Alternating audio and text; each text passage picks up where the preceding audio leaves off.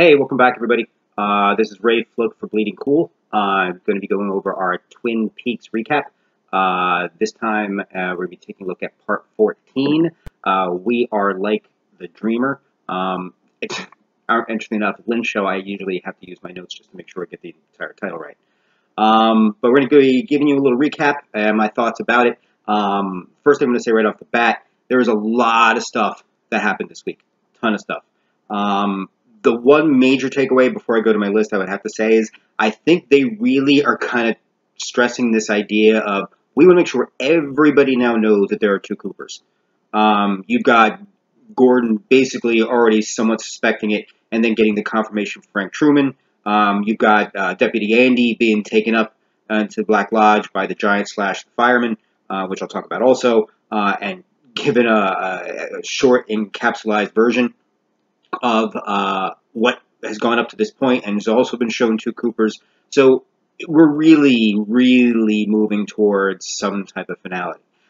Where that goes, I don't know, and I'm a little concerned about something I talked about last week with Audrey Horne. I'm a little concerned with some things that happened this week, but like I said, we're going to touch base on it. Okay, my handy-dandy list is here to help me just to make sure we stay on track, so here we go. First and foremost, let's talk about Blue Rose. We've already gotten now a sense of, we know what the Blue Rose cases are after all this time. We know that there are the unnatural cases, stemming from the Lois Duffy case that both Gordon and Philip Jeffries were involved with when they were partners. Case involving a woman on the floor of a hotel room who had been shot and who was dying, who had uttered the words, "I'm like the Blue Rose," before suddenly disappearing. And then the woman in the corner actually was also the woman that was on the floor. So you can imagine, when we say unnatural cases, that's a hell of a catalyst for that. Again, Diane, Deputy Diane reporting, love the dripping sarcasm there. Again, still don't know what her end game is, but I don't think she's working with Double Coop. I think she's working on something that her, maybe in Briggs and Coop somehow were involved with earlier, some fail-safe mechanism in place. But I do think she's keep playing her cards very close to her chest. Again, like I said before, we have some revelations that have come up. We've already found out about what the Blue Rose cases are. We find out that Janie E. Jones is Diane's half-sister, which ties into the connection even more and causes Gordon even more so to start bringing down the federal forces to make sure we find out he finds out everything about Dougie before he swoops in and rescues, hopefully, our Coop. It'd be great if we got some kind of reunion in tonight's episode. That'd be awesome. We are like the dreamer who dreams and then lives inside the dream. That was from actress Monica Bellucci, who was playing herself as part of Gordon Cole's dream, which I loved because it had all that Lynch weirdness. Plus, it also seemed kind of a wink, wink, nudge, nudge at sometimes the pretentiousness with which he gets labeled. It almost feels like he was kind of jabbing back a little bit with that scene. Plus, I'm sure from his standpoint, it's never bad to be doing a scene with Monica Bellucci. You really can't go wrong with that. Who do you think that is there? Phil Jeffries. We now get the Fire Walk With Me connection. We see along with the playing around with time and everything else, we see how that specifically connects, which was, again, another great revelation. For Twin Peaks fans, we kind of had a sense where this was going to be going and where this was leading, but to get that sense of, okay, this is it, was fantastic. Also, you can never go wrong seeing David Bowie on the screen again. It does make the heart hurt a little bit when you think about what he could have done had he lived, being able to play Philip Jeffries again. But I love the way that David Lynch has been able to keep that character still alive and still in play. Missing pieces. On a side note, the missing pieces, I've wondered if anybody could ever comment or let me know, either direct message or otherwise, if the missing pieces are in canon or not. I haven't been sure about that because I've viewed them and I'm going back to view them again. But I wasn't sure what the decision that was, and I guess I could just Google it to see. But also, I guess it's laziness and trying to get you guys to interact with me. Oh yeah, F you, Chad. I'm so glad they came down on him and threw his ass in jail. scumbag from the get-go and just got worse and worse. He just strikes me as a guy who wasn't going to be, neat and tidy with his shady stuff anyway. So it didn't surprise me. I've never Hawk giving Frank Truman a sandwich there. I've never seen more of a look of pride in one person giving another person a sandwich. But you could tell he felt it was an honor after Frank Truman took care of a corrupt cop.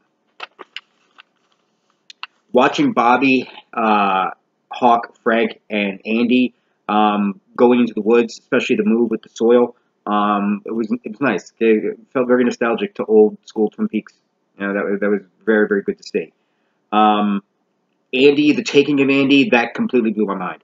I mean, I knew when the vortex formed, I knew things weren't going to go well. But I was, in the big picture, when I thought about it, it doesn't surprise me because we always see, Andy's had some kind of connection.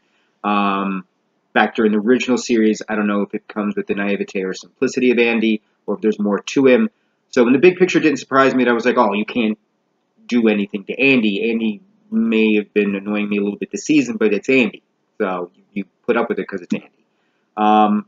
We find out the Giant is the fireman, which I find very interesting when you see the use of fire and electricity and everything else. The connotation raises a lot of very, very interesting questions. The fact that he gives Andy kind of a crash course of what's gone on up to this point, I also think is very interesting because it seems like when Andy comes back, he's coming back as a messenger for, I guess, the Black Lodge as best as he can be for the troops that are there. Interesting enough that he brought back the woman who we first met when Coop was in, I'm going to say that flying structure in space, but we know Black Lodge, so other dimensional vortexes and everything like that. But the woman with the eye issue, for lack of a better phrase. I thought it was very interesting that she came back and that she is going to be playing a major role in this, because I want to quote what Andy said. She's very important, and there are people who would want her dead.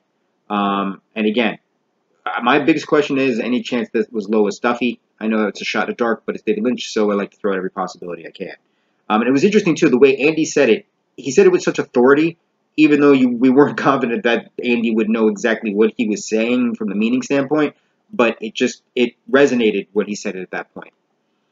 The guy in jail with Chad, when they're doing all the noises back and forth, it really seemed to be doing a more sinister, evil Dougie Coop impersonation. So again, feeds into this whole what the hell is going on in Twin Peaks as we're getting closer and closer and closer and closer and closer to the meetup. James Hurley, he works security we see at the Great Northern Hotel. His friend Freddie. The whole issue with the right-hand glove and the Giant / fireman telling him to wear that glove and never being able to take it off and that it will have the strength of a sledgehammer. I was more fascinated by that story than I have any right to be, and I'm not even sure why. Just punctuated with the whole thing about him being told to go to Twin Peaks to fulfill his destiny. So a guy with a green latex glove who has the strength and power of a sledgehammer, be very curious, very, very curious to see where that destiny lies. Sarah Palmer, always very ominous whenever we see her. And I think this episode was particularly gruesome. First off, the fact that anybody who orders Bloody Marys at night is somebody who is not effing around, let's just be honest. Because Bloody Marys I always see as one of those like nice poolside drinks or one of those brunch things. You're chugging Bloody Marys and you're drinking, you're smoking Pall Malls at like 2 a.m. at a bar. You're seriously committed to some kind of lifestyle. With Sarah Palmer, I think, and it's interesting, she has the line where she says, "Mind your business, please." And she says that to the scumbag who's coming up to her, talking to her, and then just gets verbally abusive with her. Even in that context, she seems to be trying to give this guy some kind of warning. Like, you just don't know what you were in for, best to back off. Even when she used the line, "Do you really want to fuck with this?" We see interesting that what's behind Laura's face is a light and it's a glow and it's some ambiance. What we see behind Sarah Palmer is a darkness that we saw back episodes ago in New York City. And we've seen in the past what it can do to people losing 2/3 of their head. With Sarah Palmer, she releases just a small portion of that. And in the process, guy loses about 2/3 of his neck. there is a darkness, there is an evil in Sarah Palmer. It's almost an infection, a Black Lodge infection.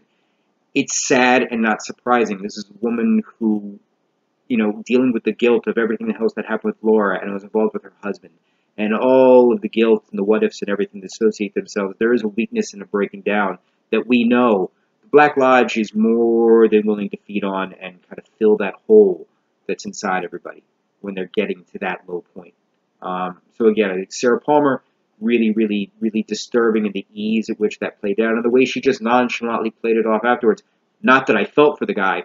I'm not going to cry too many tears for him, but still, it was the ease at which she unleashed it and was able to rein it back and just move on. That was rough. I don't know how to pronounce this performer's name. Lisi, or Lissa, not sure. Wild West, great song. Liking the music this season, I got to say that. I don't know who's making the selection, if David Lynch is hand selecting or not, but they're doing a fantastic job. Really, really loved it. A lot harder than I expect. Minus the 9 Inch Nails episode and performance, which was awesome.